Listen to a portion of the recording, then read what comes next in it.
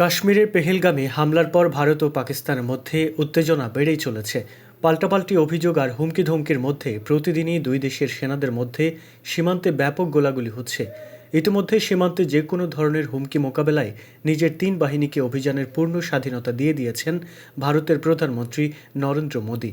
এ অবস্থায় পাকিস্তানি সেনাবাহিনী ও সীমান্তের নিয়ন্ত্রণ রেখার কাছাকাছি পূর্ণাঙ্গ সামরিক মহড়া পরিচালনা করেছে। যুদ্ধের যে আশঙ্কা তা দিন দিন বাস্তবতার দিকে এগোচ্ছে। যে কোনো সময় সামরিক সংঘাতে জড়াতে পারে দুই দেশ।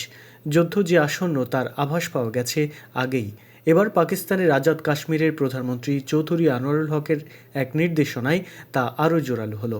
শুক্রবার দেওয়া এক বক্তব্যে আজাদ কাশ্মীরের ভারত সীমান্তবর্তী অঞ্চলের বাসিন্দাদের 2 মাসের খাবার মজুদের নির্দেশনা দিয়েছেন তিনি।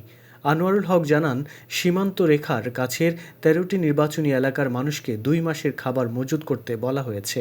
এছাড়া ওই এলাকাগুলোর মানুষের খাবার, ঔষধ এবং অন্যান্য প্রয়োজনীয় জিনিসের যোগান নিশ্চিত রাখতে 100 কোটি রুপি ফান্ড গঠন করা হয়েছে।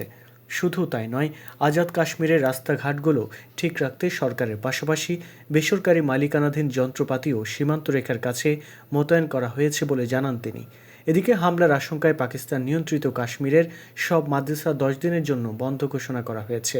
গরম ও তাপপ্রবাহের জন্য মাদ্রাসার ছুটির কথা বলা হলেও পাকিস্তান কাশ্মীরের ধর্ম বিষয়ক দপ্তরের পরিচালক হাফিজ নাজির আহমেদ রয়টার্সকে জানান, হামলার আশঙ্কা থেকেই মূলত প্রতিষ্ঠানগুলো বন্ধের সিদ্ধান্ত হয়েছে। তিনি আরও জানান, বর্তমান পরিস্থিতিতে পাকিস্তানের ধর্মীয় শিক্ষা প্রতিষ্ঠানগুলোকে লক্ষ্য করে যে কোনো সময় হামলা চালাতে পারে ভারতের সামরিক বাহিনী।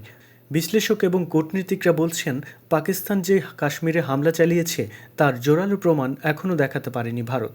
এ অবস্থায় দিল্লি কোনো পদক্ষেপ নিলে বিশ্ব মঞ্চে তার ন্যায্যতা পাওয়ার সম্ভাবনা কম। তবে পারমাণবিক অস্ত্রে সজ্জিত ভারত এবং পাকিস্তানের মধ্যে চলমান সামরিক সংঘর্ষের আশঙ্কা যদি বাড়তে থাকে তাহলে তা নিয়ন্ত্রণ করা কঠিন হতে পারে।